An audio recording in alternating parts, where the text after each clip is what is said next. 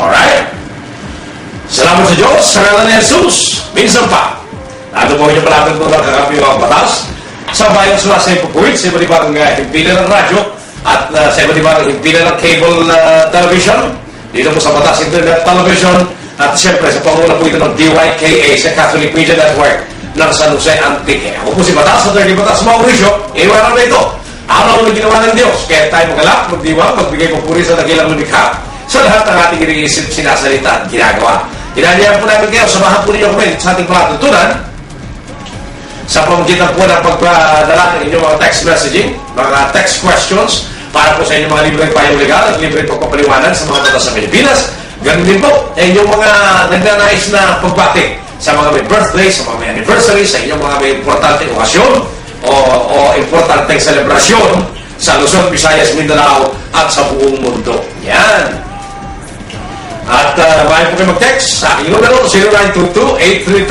0922-833-4396. Ulitin po natin sa kapakaliban ng mga nasa radyo, dito po sa DYKA, sa Catholic Media Network, ng San Jose Antique, na DYMS, Action Radio at Balogan, sa DXAS, sa Paris Broadcasting Company sa Buanga City, at sa iba pang mga himpilan ng radyo sa buong bansang Pilipinas, na dumadami by the grace of God, na nagsusumikap para itong ganitong klase ng paglilingkod sa iba't ibang lugar sa bansang Pilipinas. At syempre, dito po sa cable na ito, sa cable television na ito, kung saan ninyo ako napapanood ngayong araw na ito, at sa iba't ibang pang mga araw, dito po sa bansang Pilipinas. Okay, 0922-833-4396. Sama po ng aking sipon, ha? Busog-busog po ang sipon. Yan. Dito po sa bansang Pilipinas sa kasalukuyan. Pagka po kayo medyo kagaya ni Batas Mauricio, medyo nagsisenior moments na, yung likod, may huwag niyong papayagan yan mapuno ng pawis at pagkatapos papasok kayo sa aircon. Pagpasok niyo sa aircon at may pawis sa likod, sigurado tatamaan ang pulmon niyo.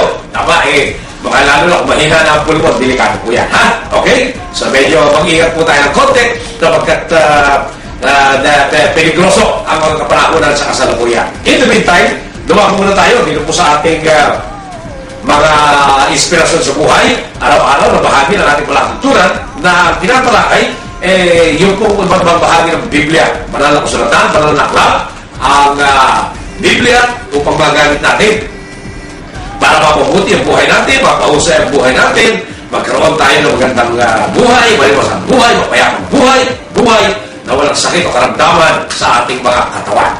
Bigyan po natin ng pansin ang ikalawang Timoteo 3:16 ng Biblia. Yan. Ano man nakalagay sa ikalawang Timoteo 3:16 ng Biblia? Sabi po dyan, ang lahat ng kasulatan ay kinasihan ng Diyos. Basahin niya natin yung kompleto.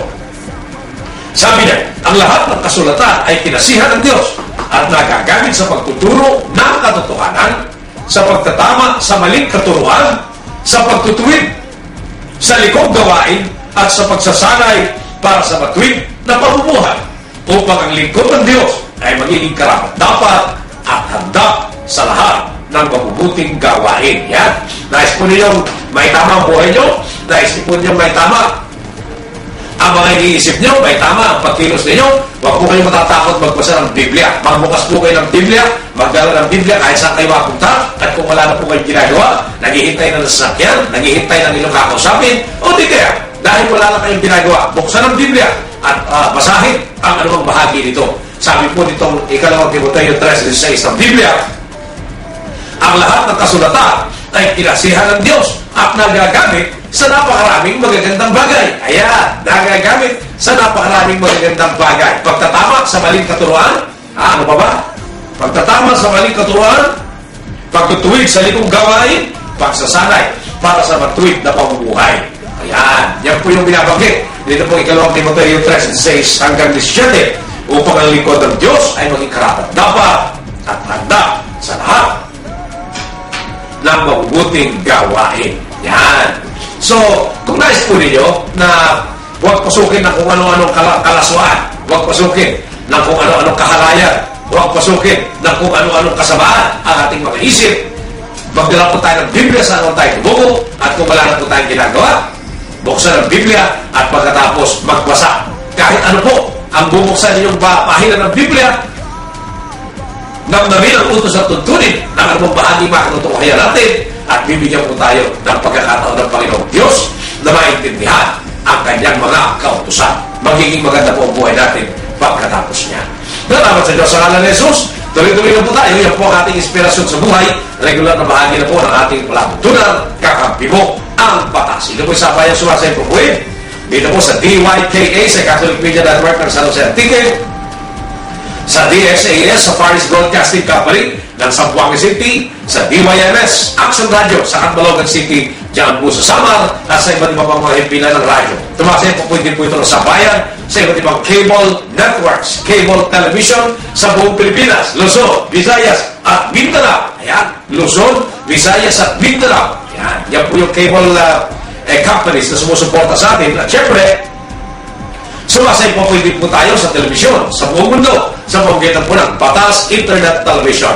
Para po kami mapanood ng mga nasa Amerika, Europa, Australia, Britanya, Roma, Italia, Tunisia, Saudi Arabia, Botswana, Madagascar, at iba pang lugar, diyan po sa South Africa. Sabihan po nyo sila, maglakon sila sa internet, magbukas ng internet, at pagkatapos, tunguhan yung aming website. Ilagay po sa search engine www.batasradio.com, at pag nandun na sila, i-click po ninyo yung Batas TV. Pag na-click po yung Batas TV, lalabas po yung television namin at makikita po ninyo kami habang kami naglilingkod sa sambayang Pilipino sa pamamagitan ng libreng payong legal at libreng pagpapaliwanag sa mga batas sa Pilipinas. Yan, pasensya na po kayo at umatake yung sipon dito po sa aking likod. Ayan. Pero magkakaroon naman, tuloy-tuloy po tayo sa paglilingkod sa sambayan ng Pilipino. Kaya ko na po mga nagtatext ngayong araw nito, araw na ginawa ng Diyos, kaya tayo talang, iwang. Ano to? 0932-217-5103. Good day po, remind ko lang po, article for the bulletin. Anong bulletin? Anong bulletin? Meron po ba gusto kumuha ng aking mga artikulo para ilagay sa inyong mga bulletin dyan? Pwede po. Kung meron po kayong mga channel dyan, kung meron po kayong mga magazine dyan, at kung meron po kayong mga newsletters dyan, at nais po ninyo na gamitin yung mga artikulo ni Atty. Batas Mauricio, ang pinakamahusay na magagawa po ninyo yung pong magtungo sa aming website sa www.batasradio.com. Tapos makikita po nyo yung litrato ko doon. Yung pong artikulo ko yun ay naglalaman ng dalawang versyon ng aking mga sinusulat araw-araw. Yung English version at Filipino version. Tama ba yun? Pang-check mo nga kapatid kung dalawang version ngayon. Kasi baka mamaya mo, hindi English, Filipino, yung hinihingi nitong artikulo para sa kanilang bulletin daw. Aba, malaman na natin kung merong Filipino version ng artikulo yan. Yung lumalabas sa ating website. Pero lahat po ng sinusulat ni Atty. Batas Mauricio, na kolom, araw-araw. Dalawa. Ayan, mabuti na lang, ganun ang ginagawa ni Ginoong Gerald Cecilio, ang executive editor ng www.batasradio.com. Yan. Kasi po, sigurado na namin na pagka English yung babasa, English lang kanyang lingwahe, maintindihan kung ano sinasabi ni Atty. Batas Mauricio bilang artikulo sa kanyang kolom. At kung Filipino, sa papanig ng buong mundo siya nando doon, meron din po kaming Filipino version. So makikita po ninyo, mauna mo na yung English, tapos susunod yung artikulong Filipino. Ganun po yun. Kung kayo po ay English newspaper, English magazine, English newsletter, kahit nasaan kayo sa buong bansang Pilipinas o nasa buong mundo, I am giving you officially my permission and the permission of the website para po nilalaki nyo. Okay na po sa akin yun. Basta maglagay lang kayo ng attribution. Kaya Atty. Batas Mauricio to. At kung po pwede, at kung kaya din lamang ng diaryo nyo, ng magazine nyo, ng newsletter ninyo, ng bulletin ninyo, kung ano-ano pang meron kayo dyan, pati ng website nyo, kunin nyo lang yung litrato ko doon. Yan. Para mailagay din ninyo yung litrato ni Batas Mauricio na makikita nyo doon sa www.batasradio.com. I-download nyo po yan. Downloadable yan. Tapos ilagay nyo doon. Tapos lagyan nyo rin ang title, Kakampi mo ang Batas. Tapos ilagay nyo, by Atty. Batas Mauricio. Yan. Okay na po ako dyan. You can get it anytime you like, anywhere you like. Ang importante lang sa akin, magkaroon po ng attribution na yan ay artikulo ni Atty. Batas Mauricio na kinuha ninyo at ginagamit sa inyong sariling diaryo, sa inyong sariling website, sa inyong sariling magazine, sa inyong sariling newsletter sa amang